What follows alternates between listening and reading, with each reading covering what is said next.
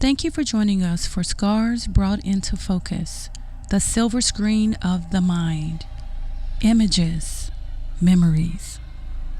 A radio drama and stage play. Adapted by Clarice K. Abdul-Bey of the Arkansas Peace and Justice Memorial Movement, an initiative of the Washitaw Foothills Youth Media Arts and Literacy Collective. With co-adapter and creative Ameria Jones. With special permissions taken from the memoir Scars from a Lynching by Edith W. McClinton. There are images of memories and experiences which from time to time, like stars, dart across the silver screen of the mind. Once in a while, one reaches out and touches the fine tuning. Then behold, these images are brought into focus. They are truths which cannot be denied and should not go undeveloped. They are art forms, silently waiting to be wrought into existence, not to bring happiness nor sadness to anyone, but simply to record.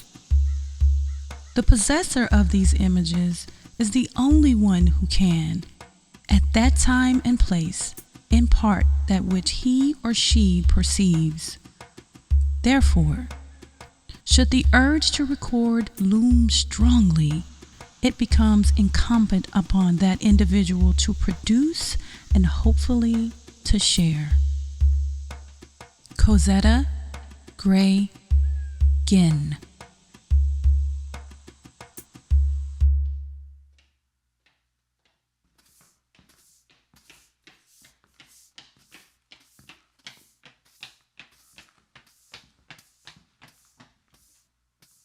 Henry!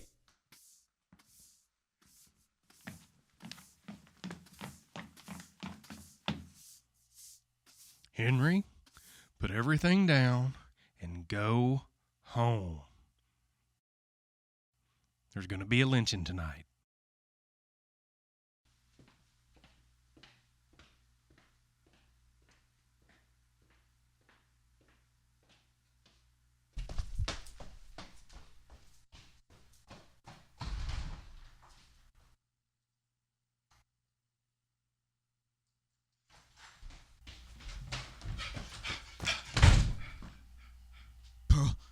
We gotta turn off these lights. We gotta, cause Pastor said there's gonna be a lynching. There's gonna be a lynching tonight.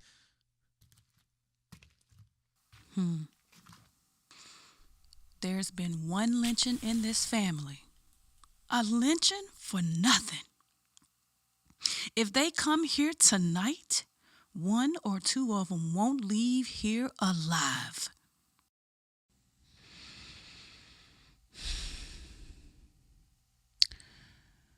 Come closer, babies. I need to tell y'all a story that happened to the Wares, your father's family. The Wares lived in a small town called Harold, Arkansas. Located in the Calhoun County seat. Harold, it's about 5 miles from Hampton. According to legend, Hampton is actually where the lynching occurred. Harold was a unique little town where mostly Negroes lived, and most of the people owned their own farms. There was an abundance of wild berries and game. Also, the farmers produced enough food to keep healthy livestock. They only bought staples. Staples like flour, sugar, and only went to general store for dry goods. In this southern town where its forest of beautiful pine trees and wild flowers, it is unbelievable that anything like a lynching could have happened here. My memory of this town, Harold, Arkansas, is one I could cherish. if it were not for the pea patch. The pea patch that will forever invoke sad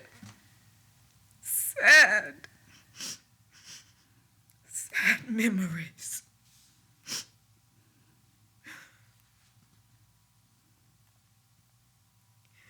It was 1895 when my father, Henry Carlton Ware, was 7 years old. A black man killed a white man. The names of both men are unknown to me. Most of the people who knew the names of the individuals involved in the lynching had passed away before I began really researching and writing. Their names are forever locked in history. But the names of my grandfather and his brother, William Jack Ware and Jim Ware, will live with the Ware family as long as it has descendants. For the purpose of this story, I will call the black man Joe and the white man Rainey. Joe, a simple farmer, accused Rainey of sleeping with his wife and alleged that Rainey was the father of his wife's unborn child. He warned Rainey many times to stay away from his wife, but Rainey continued to go across that pea patch to Joe's house. Well, early one morning, Joe came to the house of my grandfather's brother, Jim. He came there to borrow his gun. He told Jim that he wanted to borrow the gun to kill a deer because it was eating his peas. And every time he ran that deer away, it would just come back. Now, my wife, Sue, know I don't make no habit of lending my gun, but I know what a nuisance a deer can be. There, it's over the door. That's right, honey.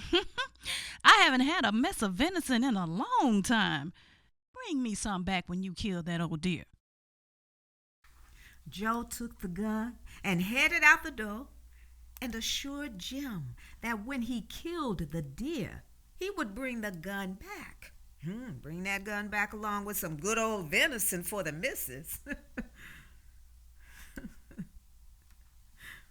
Instead of killing a deer, he killed Rainey. He took the gun and stood inside the tree and fled. The authorities soon discovered that Rainey had been killed and the gun belonged to Jim. Jim was not at home when the sheriff arrived, but Sue was. And she told the sheriff that Joe borrowed the gun to kill a deer that was eating his peas. The news spread all over town. White men tried to find Joe. Unsuccessful. They formed a mob. Someone had to pay. A black man had murdered a white man. So they seized Jim, since Joe had used his gun. They knew that Jim had nothing to do with the killing, but they took Jim to Hampton's jail anyway. Tie that knot. Hang 'em high. Fairness and justice Bring 'em up. did not apply to Negroes. So it didn't take long for them to determine his punishment. He would be lynched immediately.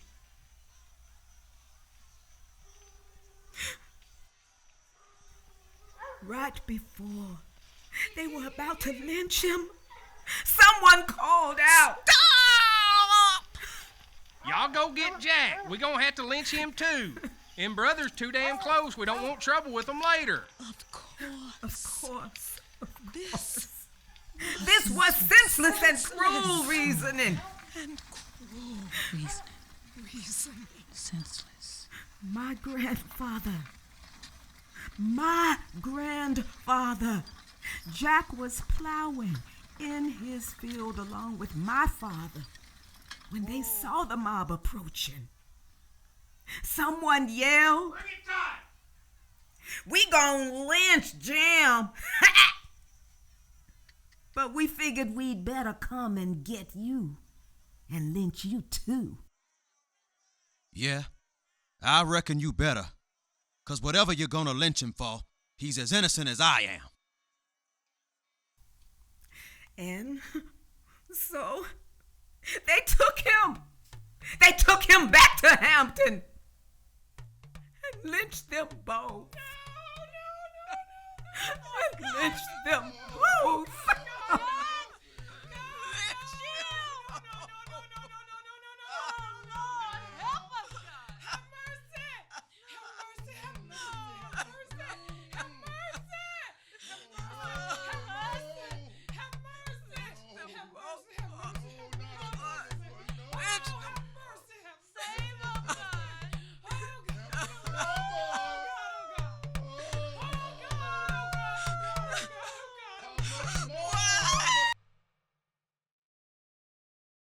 My daddy revealed. I was scared to death. Ignorant of what had actually happened.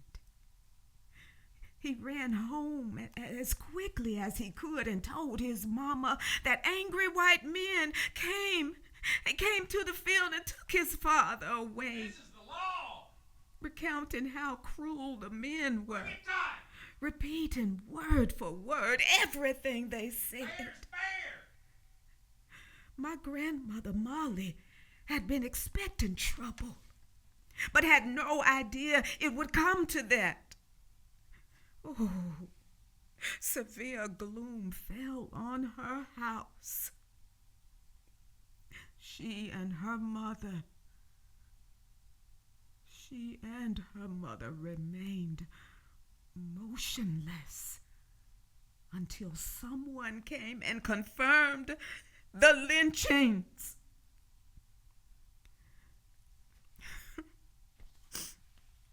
She had to start making arrangements for the funeral. It was the same for Jim's family.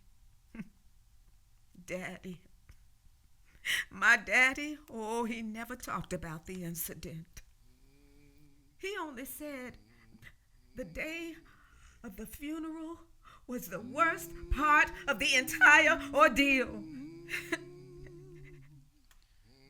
Everybody from Harrow and joining towns were there. Cries roared throughout the entire city for a terrible day. Oh, a terrible day. My daddy, he could never forget how hard his mother and his grandmother cried. It almost killed his grandfather. Moses Ware. It was a terrible day.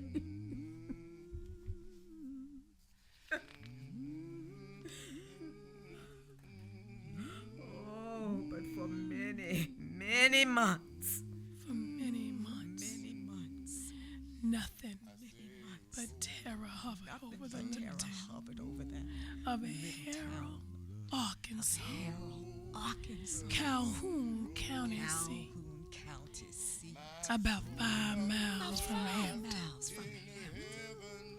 Black men were beaten every time the notion struck an angry mob. The sheriff kept looking for Joe. They sent descriptions of him to the surrounding states, telling them that he had murdered a white man. and that they needed help catching this nigger. Several times the sheriff would receive a letter saying, "We have caught the nigger that killed Rainey, lynched him, and we're sending the coat and to prove it. Just more senseless death because of ignorance and hatred, creating scars that will endure over many lifetimes.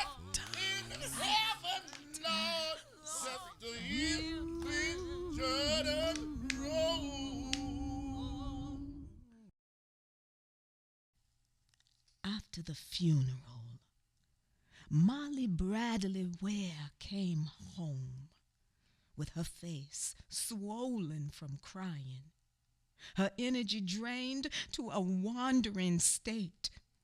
She stood looking at her family. She looked at her mother, Melinda Bradley, who lived with her since her father, Tony Bradley, died. She looked at her two boys, Henry Carlton and Lang, and thought about the unborn child that she was carrying, her hands that caressed her womb. Realizing all of them were dependent solely on her now. Jack's gone now. It's all up to me. Where can I go? This is my home. This is my home. Jack! Where do we go? If I go, I lose our food, our shelter, our crops, everything. If I go to another southern state,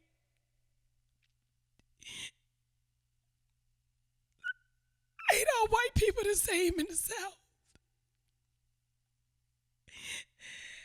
And I don't know, I can't go to the North because I don't know nobody up there.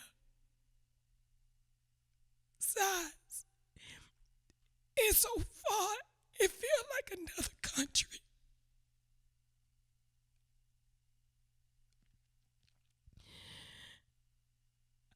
I must stay. I have no choice but to stay.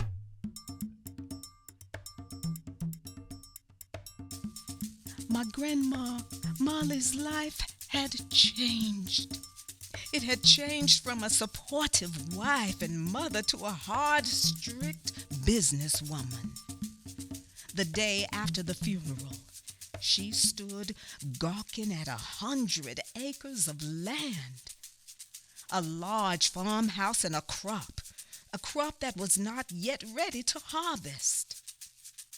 Immediately, she began making plans. My grandma Molly, she went to the field with some hired help and her 7-year-old son and finished the crop that her husband had started. Each year afterwards, she and the boys continued to harvest food crops. She also served as a midwife. Yeah, she served as a midwife, which was a great help financially.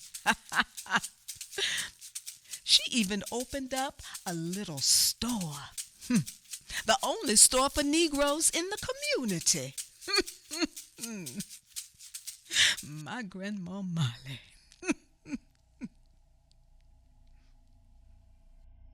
Tie that knot. Hang For 'em many high. months, nothing but terror hovered over Calhoun County seat. Yes, continual occurring of black men being hog-tied and beaten was just another sport for white men and mobsters. Oh, to flip the man over and beat the other side of him until the blood just poured from his limp, tortured body. This was sport for the white men and mobsters. Some of the black men never recovered from the beating, physically nor mentally. Things got so bad. Jack and Jim's wives, Where can I go? along with many others, were asked. This is my Oh, home. they were asked to leave This is my Harold. home. But the Negroes knew of no other place to go. If I go to another southern Less than state, 40 years from slavery, gave them little time to learn about other places, especially, where they could be treated as men, ain't all white people the same in the South. could be treated as men. I can't go to the north 'cause I don't know No. nobody up there. Quite a few families left anyway, including young Carly and Betty, my grandfather's 2 daughters from the other woman, and their mother, along with Jim's wife and daughter, who went to Oklahoma. Oklahoma. One of Jack's uncles, he did not leave Harold. But he was later hog-tied. Hog-tied and beaten. Lord, despite the suffering from the painfully inflicted physical and mental scars, he survived and lived to be an old man. My Lord. The lynchings broke everyone's spirits. My heartbroken great-grandfather, Moses Ware, he stayed in Harold until he died at the age of 112. Joe's wife and her family, they also stayed in Harold. Years passed. Finally, a white man who owned most of the land in the county said, Enough is enough. If you don't stop treating the Negroes the way you are, I'll ruin all of you. In fact, if I'd have been in town when you lynched Jack and Jim, it wouldn't have happened. After he had spoken, the town settled down because they feared the wealthy landowners' power. Tension was soon turned to the progress that the railroad had brought into town. Sawmills and other types of mills sprouted up as well. People focused on how they could earn extra money. But by the time it was thought that Joe would never be found, the sheriff received a letter from him saying he wanted to surrender with the promise of a fair trial. Oh, a fair trial. Lord, he stated that he was tired of running, fearing for his life, knowing that at any time he could be lynched. Joe apologized for being responsible for the deaths of many men, and that neither Jack nor Jim had knowledge of his scheme. the sheriff. The sheriff caught the train the next day after receiving the letter, going to meet Joe and escort him home. Joe.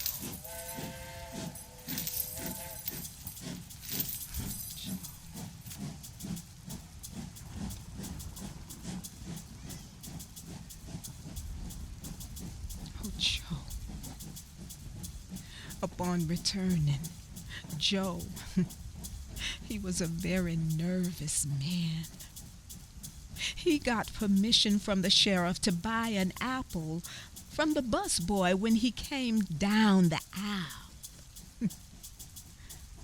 Joe persuaded the sheriff to allow him to use the pocket knife to peel the apple.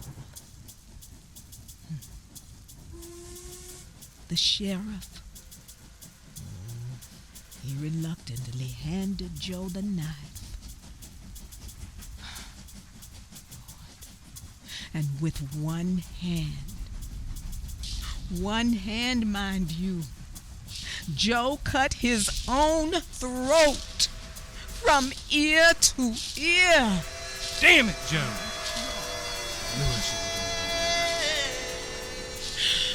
What was you going to do that for? After the train pulled into the station, my boy, Joe was carried to the doctor. Before he died a few days later, Joe said to us, who could hear him, I was tired of being hunted. They've lynched a lot of old colored folk. I was determined they would not lynch me.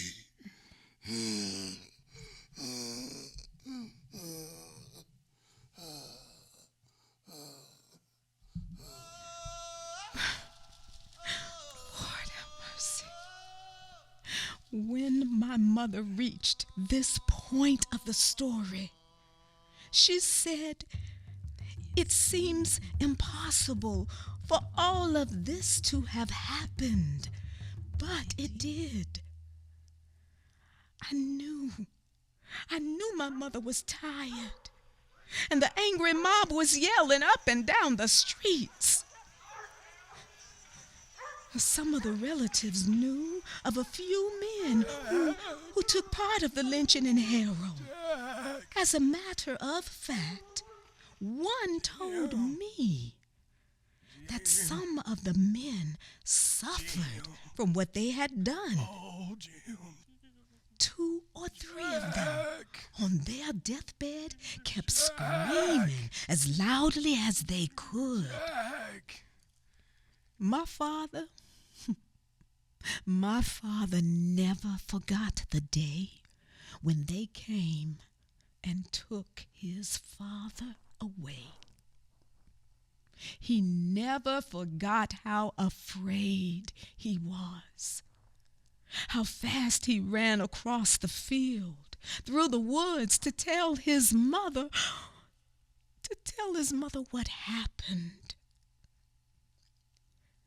She stood stiff as a board, as she and her mother gaped. Oh, they gaped at each other with terror in their eyes.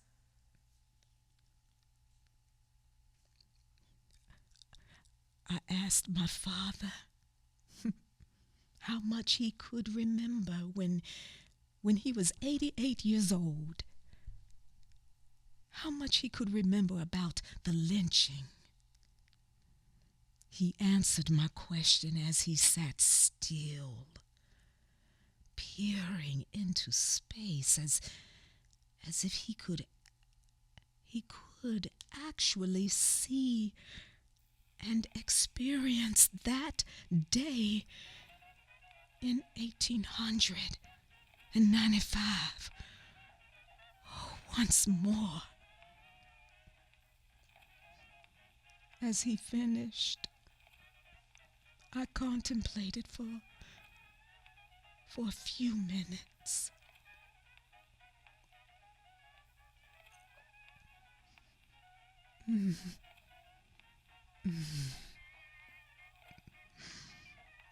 Being human. Being human. We remember.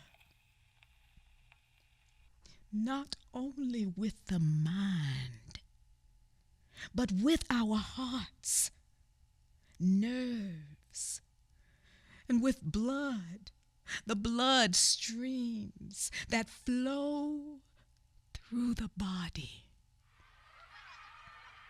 good and bad. The effects transcend from one generation to another.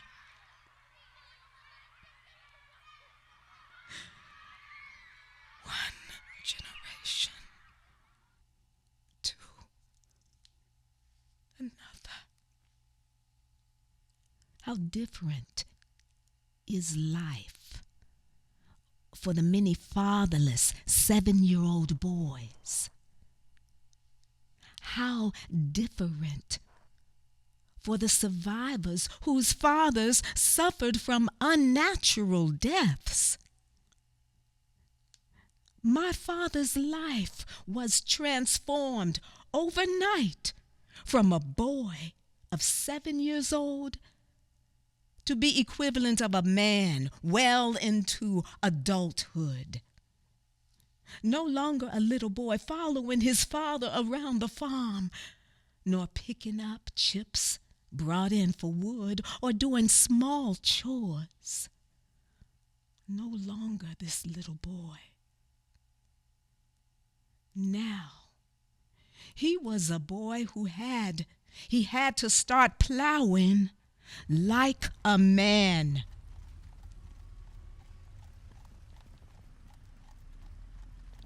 After moving to Little Rock, we thought the past was dead.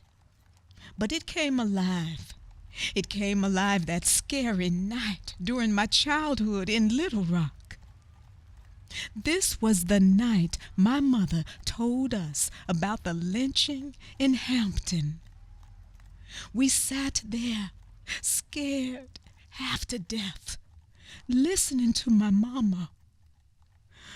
Oh, my mama was telling us the story. Not sure whether the mob would come down our street or not. Why? Why was a mob raging in Little Rock? Lonnie Dixon, one of my classmates' brother, was reason for the uproar. Now, Lonnie Dixon dated a friend of mine and was from a very good family. His father, like mine, was a janitor at a white church in downtown Little Rock. One day, while his father was ringing the bell, he discovered a white girl's body. Oh. After the investigation was completed, they accused Lonnie of killing the girl. It was rumored that the girl was seeing Lonnie at the same time she was going steady with a white boy. When the white boyfriend found out, allegedly,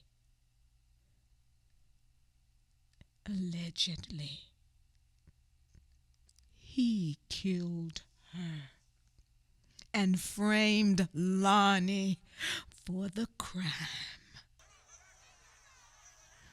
It was death for a black man to be caught with a white woman, let alone kill one. the law carried Lonnie to a safe place while awaiting trial. Safe place. Oh, that was unacceptable for the white men of Little Rock. For they wanted done. They wanted done immediately. Swift revenge, not truth. Oh, that was the number one thing they sought after. And so, they decided to find any black man and lynch him in Lonnie's place. The men spent the entire day forming a mob. As night approached, hatred was at an all-time high. Not every white man was involved in the mob, but neither they nor the authorities could prevent what was sure to occur. Many curiosity seekers followed the mob to see what was going to happen. We could hear the bloodthirsty mob 2 blocks away as they were yelling shameful and heinous words that seemed to be coming from the bowels of hell. A heavy pang fell over the city. On May 4, 1927, the mob chose its innocent victim and came down the street, yelling like a pack of wild dogs. All the commotion excited a horse that was carrying a white woman and her daughter. Now the horse ran wildly down the street, and there was a black man named John Carter. He was on his way home when he saw the runaway horse. He leaped into the wagon and stopped the horse. Oh, the angry mob. The angry mob witnessed John jumping into the wagon, and what they do, misconstrued the incident. Thinking he was assaulting the white woman and her daughter. The men grabbed John Carter. They just grabbed him and drug him away. They paid no attention to her and acted as if they did not even hear that dear woman. John Carter was the chosen one. They took him. They took John Carter to the designated place. They put a rope around his neck. And, Lord,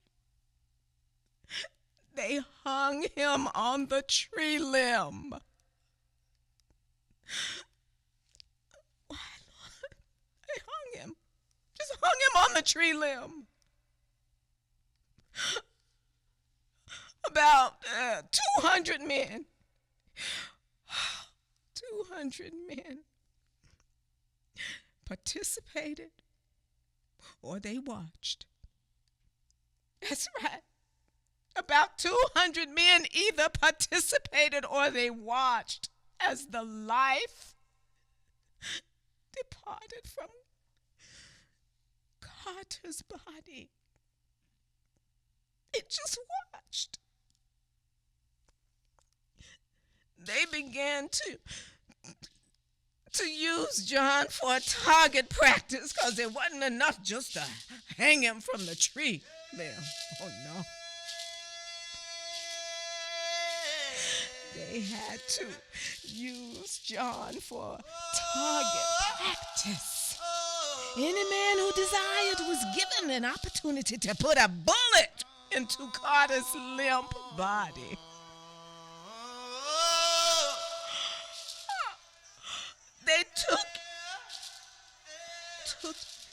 body and tied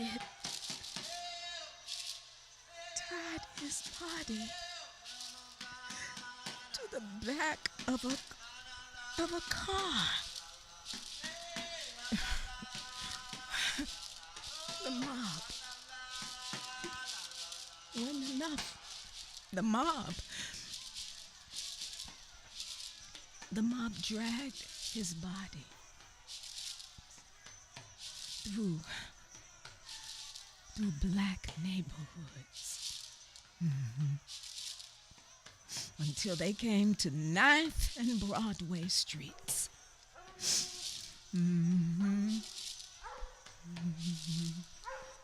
The Negro business section, 9th Street and Broadway.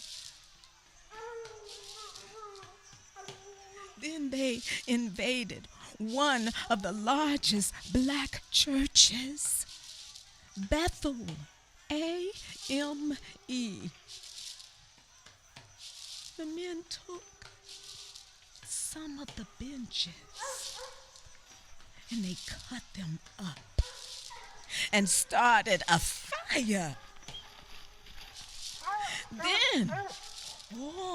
Then they went into other businesses, searching for more furniture to fuel the fire.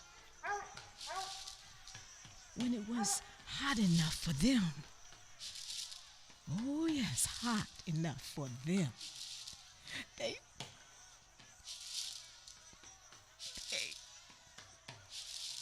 tossed John Carter's body into this fire and burned it to ashes.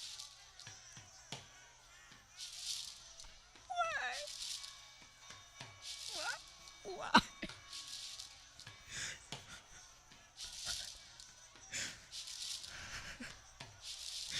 This mob spotted a black man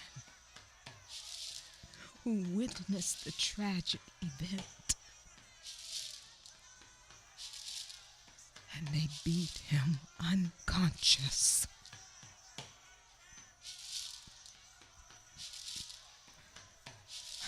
This black man was beaten.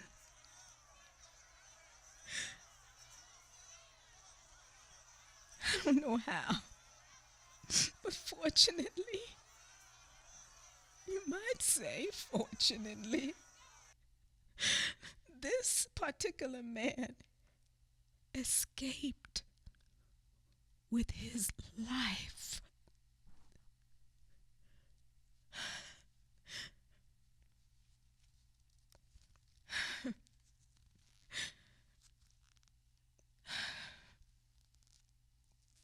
Now, Lonnie Dixon, the young male who was accused of murdering the white girl, you know, he was tried and convicted just 15 days after the lynching of John Carter. Fairness and justice, it don't mean nothing for Negroes. It don't exist.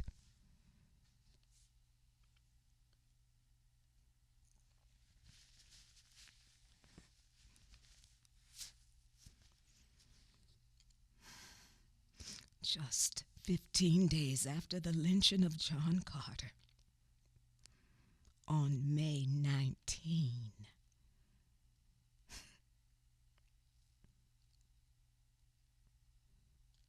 he was convicted.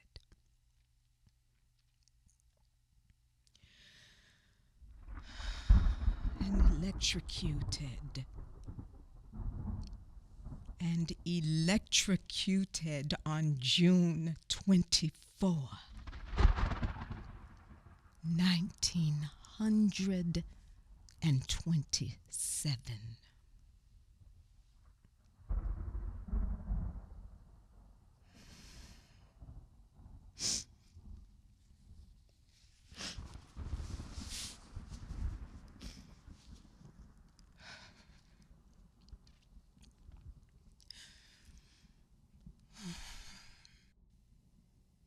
There was a calm, a particular calm after the storm. You know, the calm after the storm. Everything seemed to go back to normal. However, there were rumors about that local drugstore and grocery store owners all being involved in the lynching. Consequently, the blacks stopped trading and shopping with those stores.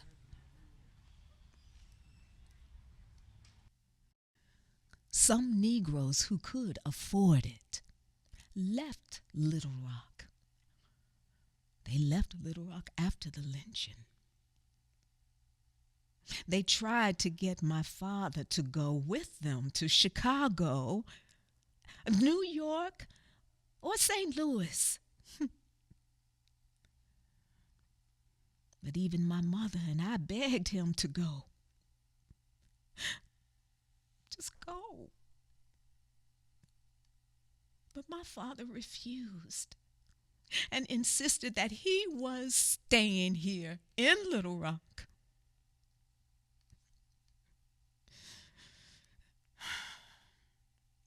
The atmosphere was filled with shame.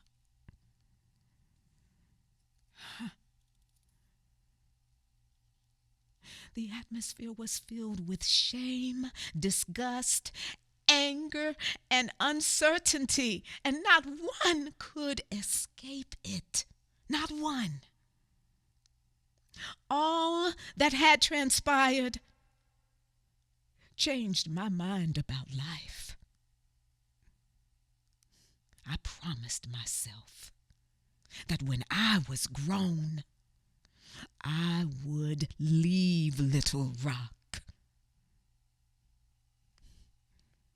No. If I ever had any children, they would not have to go through the same thing I had to go through. I would never tell them to stay in their place when their place was segregated. Oh, I would tell them that their place is a highly respected place, just like any other boy or girl's. Just like any other boy or girl's.